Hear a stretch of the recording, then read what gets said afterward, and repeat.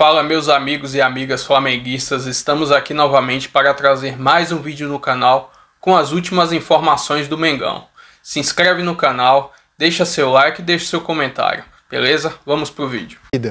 Rodo aqui os melhores momentos do que foi a vitória rubro-negra contra o Fluminense no Maracanã e pergunto, o que o Fluminense tem que fazer de diferente? Se alguém tem que fazer algo diferente, visando ao jogo de domingo, é aquele que larga em desvantagem, é aquele que tem que vencer por pelo menos um gol de vantagem para ficar vivo na competição. O que o Fluminense tem que fazer de diferente, seu Ramon? Começar o jogo de uma forma mais ligada, assim, foi um clássico muito disputado, né?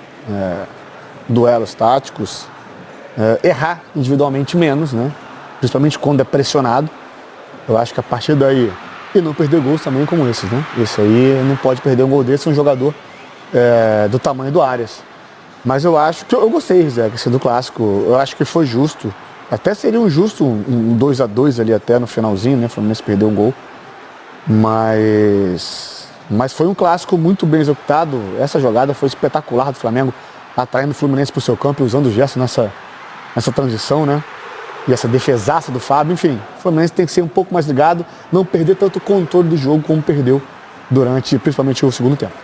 Qual o tamanho dessa montanha que o Fluminense tem que escalar, Thais Matos? A gente faz tantos elogios ao Flamengo, a este grande elenco, e este grande elenco, com um futebol que você classificou como o mais consistente até aqui, larga em vantagem. Qual o tamanho da montanha tricolor para domingo? O Flamengo tem um time consistente, mas ainda com algumas lacunas, né? O próprio Felipe Luiz admitiu isso. E eu acho que é normal, né, gente? Em clássico, principalmente esse clássico, o Fla-Flu nos últimos anos, não deixa ninguém favorito, mesmo estando melhor, no melhor momento. Isso vale para os dois lados. Agora, o Fluminense é um time que erra muito, né, Rizek? Assim, tomada de decisão. Eu fiquei surpresa, assim, porque quando eu saí de férias, o Hércules era o titular. Quando eu voltei, o Otávio tomou a posição de titular. Eu imagino que o Mano tenha que trabalhar melhor esse meio campo, porque não dá para você ter um talento como o Hércules fora desse time. Ele vai ter que encontrar uma alternativa e eu acho que passa por aí também, né? Você fortalecer o meio campo, porque o coração do time do Flamengo passa também por dentro, né? Pelos jogadores que atuam por dentro. Eu acho que o Fluminense precisa ficar um pouco mais atento em saída de bola, em finalização. Às vezes o time está muito ansioso, a bola acaba batendo na perna do jogador, desvia e entra no gol. Eu acho que a atenção vai ser fundamental para esse clássico, a forma como o Mano vai ter que mobilizar mesmo, assim, para os jogadores errarem menos, porque clássico, eu não gosto dessa frase, o clássico é decidido no detalhe. Não, o clássico é decidido em um monte de coisa. Mas no caso do Fluminense, que é uma equipe que erra muito, o Flamengo está só esperando esse erro. E quando o time não erra, o Flamengo leva o time para o erro, né? Ele força o time a errar. Eu acho que é isso que passa aí a dificuldade do Fluminense para esse jogo, mas mesmo com a vantagem do Flamengo, mesmo tendo um time melhor, eu não consigo colocar um favoritismo de 70%, por exemplo, para o Flamengo, não. Eu acho que é um jogo bastante equilibrado. Eu vou ficar muito surpreso se o Fluminense conseguir reverter, porque esse Flamengo, ele tá muito regular, cara, ele tá muito sólido com o Felipe. Vejo esse Flamengo oscilar muito pouco.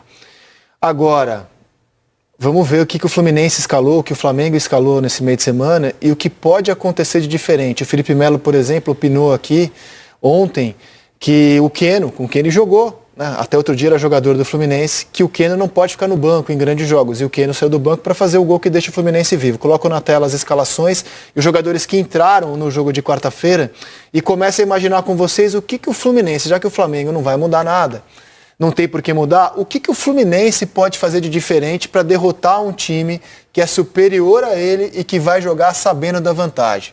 O Fluminense teve Fábio, o Guga, depois o Samuel Xavier, o Ignacio, o Thiago Silva e o Fuentes, aí o Martinelli, o Otávio, depois o Riquelme, o John Arias, o Serna, depois o Hércules, o Cano, depois o Everaldo, o Canóbio, depois o Keno. Por exemplo, para o Keno jogar, né, atendendo esse anseio do Felipe Melo, o Canóbio não sai. O Cano não sai, John Arias não sai, seria no lugar do Serna, por exemplo, invertendo de lado alguns dos jogadores que jogam pela esquerda, como o Canóbio e o próprio Keno.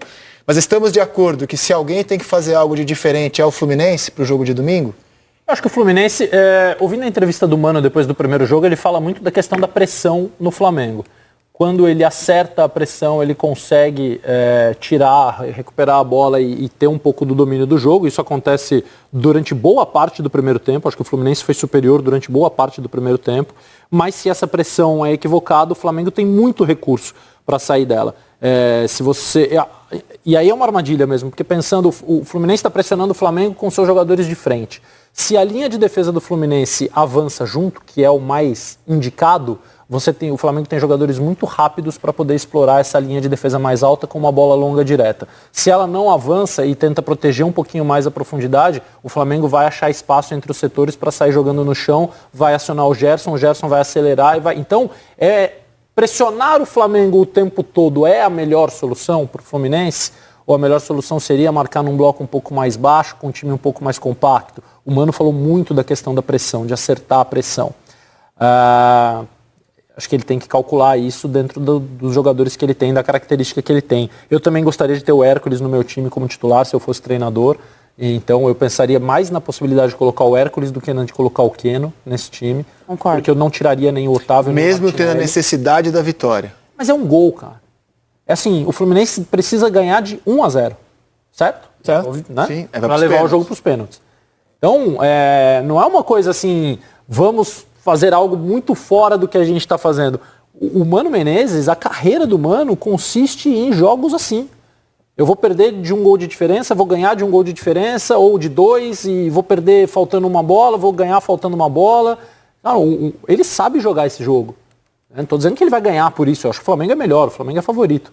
Mas não é um placar, uma situação que exija do Mano Menezes algo transformador. O Fuentes já não joga, então assim, uma mudança ele tem que fazer. O René joga. A gente conversou com o Felipe. Que muda consideravelmente. Sim. A gente conversou juntos com o Felipe e o Felipe contou pra gente aquilo que ele já tornou público. A dificuldade que ele via em enfrentar o Fluminense do Mano.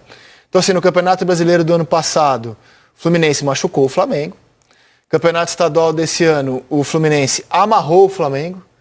E aí, cara, conhecendo o Felipe, eu acho que ele ficou tão obcecado em não ter conseguido derrotar o Fluminense do Mano no Brasileiro do ano passado, no Carioca desse ano, que eu vi uma evolução muito grande do Flamengo nesse meio de semana. Foi um jogo em que o Flamengo foi superior ao Fluminense. No segundo tempo, muito. Sim. Foi superior, né? No segundo tempo, muito superior. Então, assim, eu acho que é uma peça é um jogo de xadrez aí dos técnicos, cara. Não é, Ramon? É isso, tá com cara de jogo de xadrez. Exato, tem que ser. Pensando em Mano Menezes, assim, até nessa alternativa de fazer algo diferente, uma das soluções, eu estava olhando agora a escalação aqui, o campinho do Fluminense no meu telefone, para ter o Hércules no time, tiraria o Serna, abria o Arias na direita, né? E preenchia um pouco mais o meio de campo. O Hércules consegue fazer essa função que eu faria. de ligação, sem deixar o Arias engessado ali, até porque você tem um lateral, Samuel, o Guga, que jogar, que são laterais que passam bastante, né?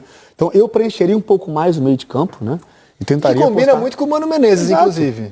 Então, por esse isso tipo mesmo. de formação. E a minha substituição nunca seria, quer dizer, nunca, nessas circunstâncias, nunca seria Everaldo no Cano. Porque eu colocaria os dois para jogar juntos. O Everaldo não era um homem de área no Bahia. Não. Ele era um cara que saía do lado para atacar a área. Exato. Quando o Cano teve a companhia do John Kennedy, no ano retrasado, fazendo dupla muitas vezes durante o jogo, o Cano conseguiu se aproveitar da presença de um outro jogador na área, dividindo a atenção, chamando a atenção, muitas vezes escorando bolas para ele. Eu acho que pode dar certo você colocar Everaldo e Cano juntos num determinado momento do jogo, se você precisar fazer o gol. O mais importante para o Fluminense no começo do jogo é não sofrer o gol. É isso. Porque depois ele vai ter formas e recursos para tentar chegar ao gol. Pode não conseguir, claro. Mas não sofrer o primeiro gol é fundamental. Ali 15, 20 minutos, aí depois você vai... Eu acho que vocês têm razão. Eu estava aqui falando do Keno, mas pensando, me colocando na pele do treinador tricolor, tem muito mais a ver colocar o Hércules do que o Keno. O Canóbio faz um trabalho defensivo espetacular. Ele muito fisicamente intenso, ele é um monstro. exatamente. Eu também não... Você falou que não acha o Flamengo super favorito? É a sua chance, Losetti, de dizer exatamente... Eu disse. A Ana que falou? Não faço 70-30, assim, não Então, é? quanto, vamos pro favoritômetro, quanto mas você eu também não acho colocaria 70, de não. favoritismo pro time que tem a vantagem nesse momento? Vamos ao favoritômetro, por favor. Quanto você colocaria de favoritismo pro time que tem a vantagem do empate domingo? 5-5, 4-5. Olha. Losetti? 65-35. 65-35 Losetti. Ramon?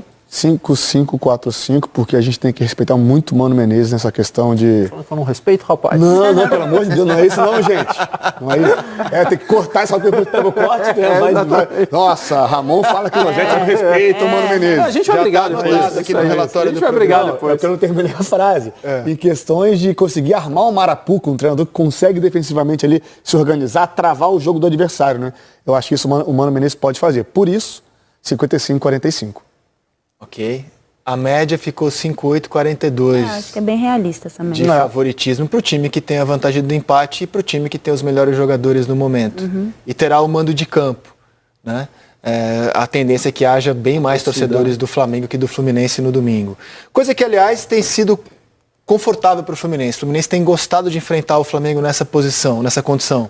Menos torcida, menos expectativa, responsabilidade do outro lado. O Fluminense tem gostado de enfrentar o Flamengo. Isso é a cara do Mano, gente. Isso é E também do Mano. Isso é Mano Menezes raiz. Perfeito.